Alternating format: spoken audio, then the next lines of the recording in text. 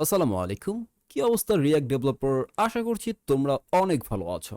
তো আজকের ভিডিওতে আমরা খুব ওয়াও একটা বিষয় নিয়ে কথা বলবো। আর সেটা হচ্ছে কি? আমরা ২ টা লাইব্রেরি নিয়ে কথা বলবো যে ২ টা লাইব্রেরি কিনা আপনাকে রিঅ্যাক্ট ডেভেলপার হিসেবে জানাটা খুবই প্রয়োজন। তো ফার্স্ট অফ অল আমরা যে লাইব্রেরি সম্পর্কে জানবো সেটা হচ্ছে রিঅ্যাক্ট হুক ফর্ম।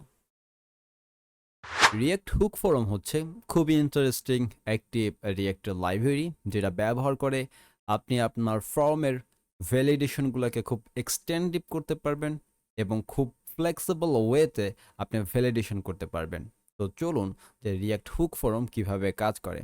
এটা হচ্ছে রিঅ্যাক্ট হুক ফর্মের একদম অফিসিয়াল তাদের সাইট। আপনি এখানে এসে খুব খুঁটিনাটি সম্পর্কে খুব সহজেই আপনি জানতে পারবেন। তো আমরা চলুন এটাকে একটু দেখার চেষ্টা করি কিভাবে এটা কাজ করতে আছে রিঅ্যাক্ট হুক ফর্ম সম্পর্কে। তো আমরা একটু নিচে যাই। এখানে কি দেওয়া হয়েছে যে লেটস কোড মোর পারফরম্যান্ট।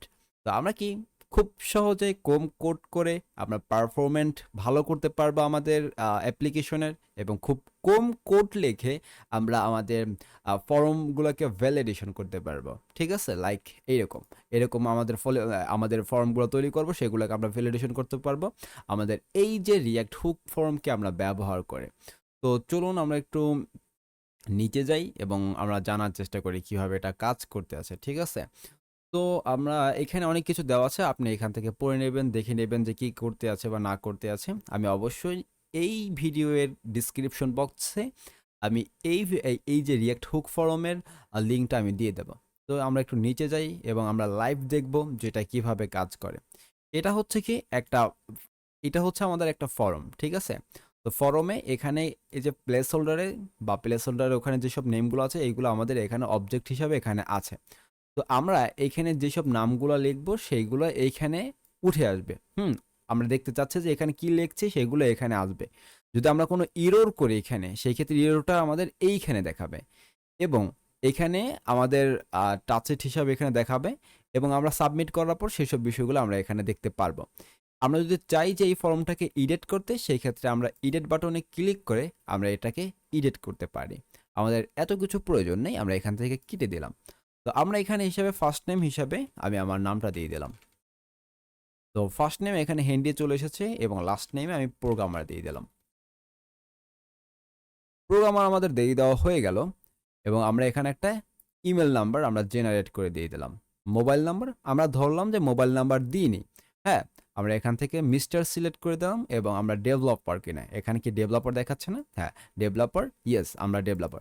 এখন আমরা কিন্তু এখানে কিন্তু মোবাইল নাম্বার সেট করে দিই না, সেই ক্ষেত্রে ইরোরে কি আসে সেটা একটু আমাদের দেখার প্রয়োজন। তো সাবমিট করে দিলাম।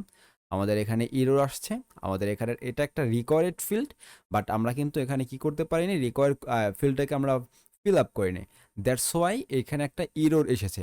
আপনি চাইলে এডিট বাটনে গিয়ে এখানে গিয়ে আপনি মেসেজের যেই ইররের যেইখানে সেইখানে আপনি চাইলে একটা ইরর মেসেজ দিয়ে দিতে পারেন। আমরা কি এখানে ইরর মেসেজ দেখতে পাচ্ছি নাম্বারের ক্ষেত্রে? এটা হচ্ছে মোবাইল নাম্বার অ্যান্ড রিকোয়ার্ড এখানে। আচ্ছা, যাই হোক বাদ দিই। তো এরকম একটা মেসেজ আমাদের ইররের ক্ষেত্রে আমরা ইররটাকে আমরা সহজেই দিয়ে দিতে পারি। মানে ইরর মেসেজটাকে দিয়ে দিতে পারি। এই যে ইরর মেসেজটাকে এখানে আমরা দিয়ে দিতে পারি। খুব সহজে আমরা দিয়ে দিতে পারি। তো আমরা একটা কাজ করে ফেলে ফটাফট নামগুলো ফর্মটা ফিল আপ করে দিই।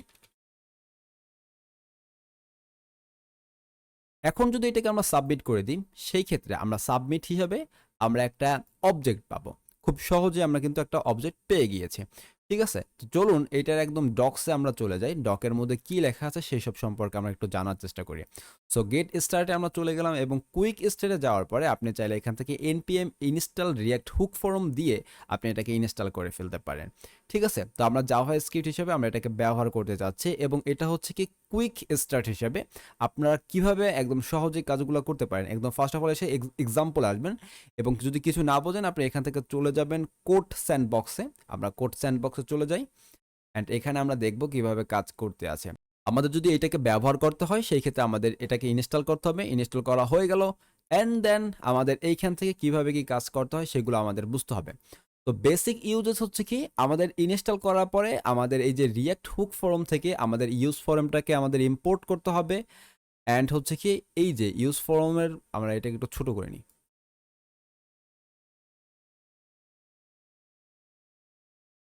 আমরা ছোট করে নিলাম। দেন হচ্ছে কি আমাদের এই যে ইউজ ফরম থেকে কি নিয়ে এসেছে, registered, handle, submit, watch, form state, এগুলো ইউজ ফরম থেকে এসেছে। তো আমরা ওয়ান সাবমিট নামে একটা ভেরিয়েবল এখানে ক্রিয়েট করেছে, যেটা হচ্ছে কি একটা ডেটা প্যারামিটার হিসাবে নিয়েছে, এবং আমরা console.log হিসাবে আমরা ডেটাকে আমরা দেখতে পাচ্ছি।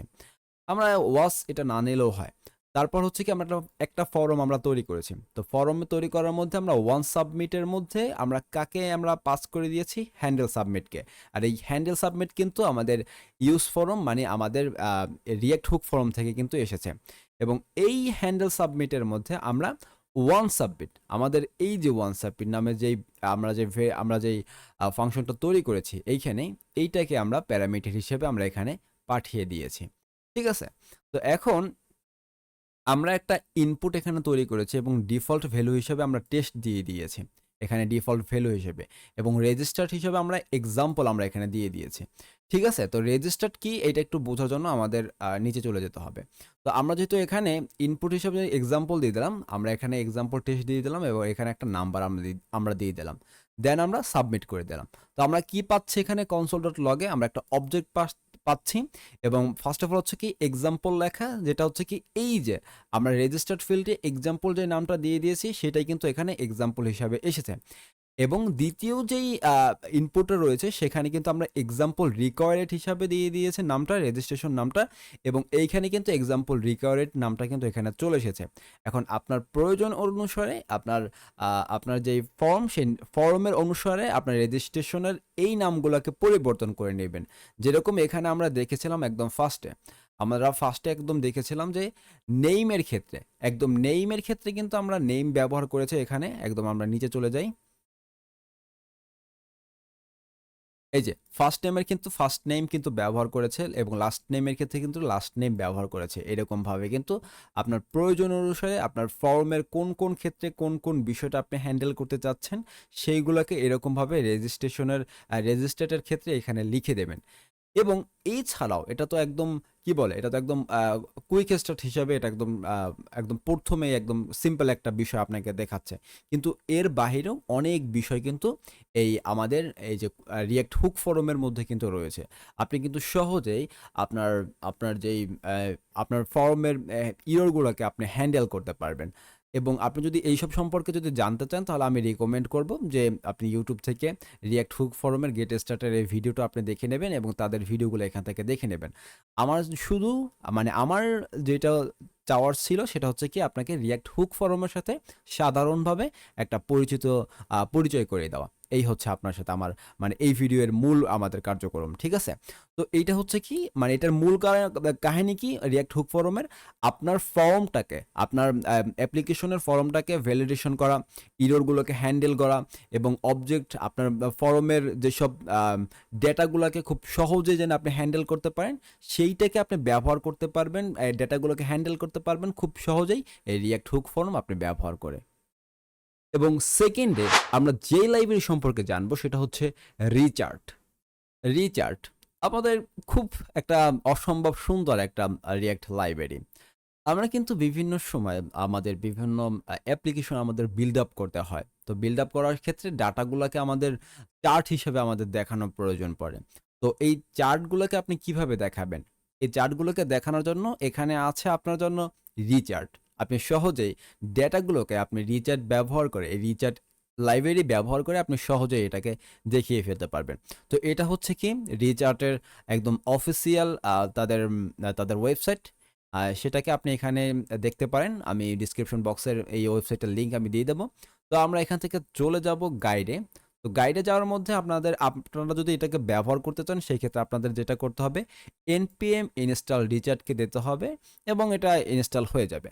হ্যাঁ, তো এখন আমাদের গেটিং স্টার্টে যাওয়ার পরে এখানে দেওয়া আছে আপনি কিভাবে ব্যবহার করতে হয়, বাট আমরা এখানে না গিয়ে আমরা এক্সাম্পলে চলে যাব।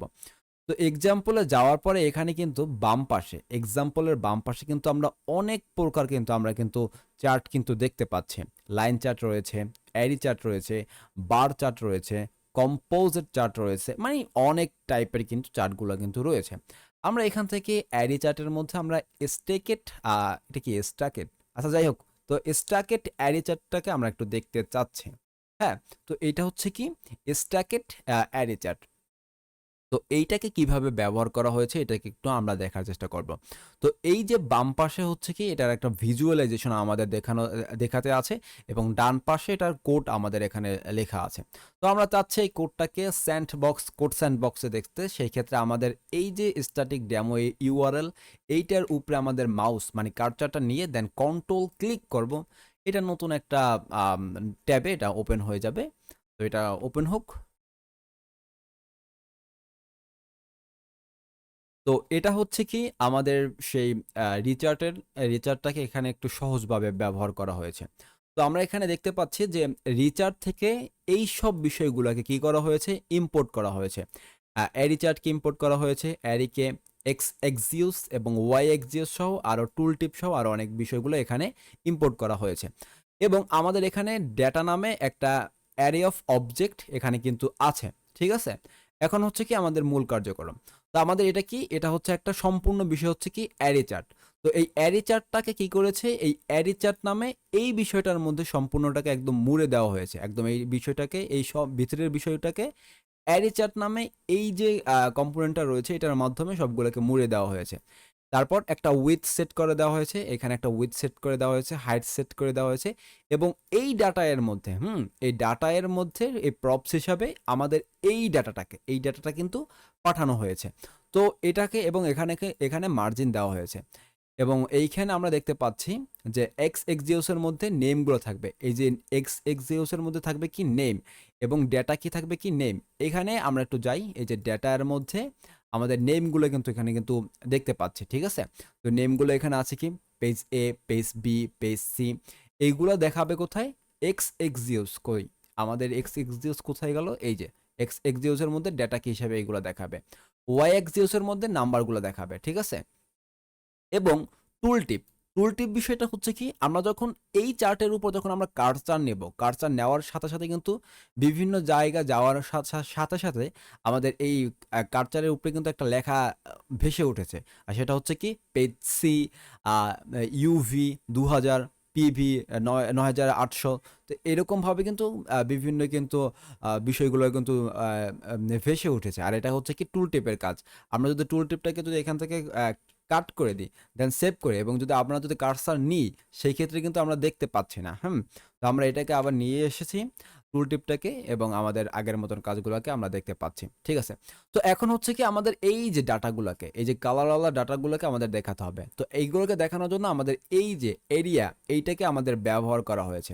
এখানে টাইপ হিসেবে মনোটোন দেওয়া হয়েছে, ডেটা কিগুলোকে পিভি, ডেটা কিগুলো আসছে কোথা থেকে, ডেটা কি আসছে এখান থেকে, এই যে ইউভি, পিভি এবং এএমটি, এবং কোনটার ক্ষেত্রে কোনটা ব্যবহার হবে সেটা কিন্তু এখানে দেওয়া হয়েছে।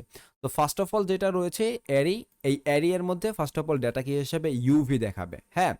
এবং এটা হচ্ছে কি স্ট্রোক আইডি হচ্ছে 1 এবং স্ট্রোক কালার হচ্ছে কি এইটা। তো আমরা চাইলে কালারটাকে পরিবর্তন করে দেখতে পারি যেটা আসলে কোনটা। তো আমরা একটু কালার হান্টে চলে যাই।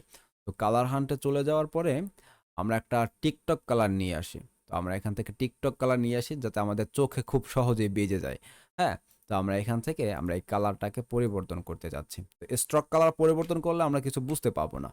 কেন বুঝতে পাবো না, কারণ এটা শুধু স্ট্রোকটা পরিবর্তন হবে, এই তো মানে স্ট্রোক কালারটা এই পরিবর্তন হয়েছে। আমরা চাইলে এটার ফিল কালারটাকে পরিবর্তন করে আমরা এটাকে দেখার চেষ্টা করি, দেন সেভ করলাম। তো এই যে এইখানে হচ্ছে কি আমাদের এই যে নিচেরটা হচ্ছে আমাদের এইটা প্রথম এরিয়াটা, ঠিক আছে, প্রথম এরিয়াটা, এবং দ্বিতীয়টা হচ্ছে মেবি এইটা, হ্যাঁ। তো এইরকমভাবে আপনি সহজেই আপনি এই যে আমাদের আপনার ডেটাগুলোকে, আপনার অবজেক্টগুলোকে, অ্যারে অফ অবজেক্টগুলোকে খুব সহজেই আপনি কিন্তু রিচ্যাট ব্যবহার করে একটা চার্ট কিন্তু তৈরি করতে পারবেন।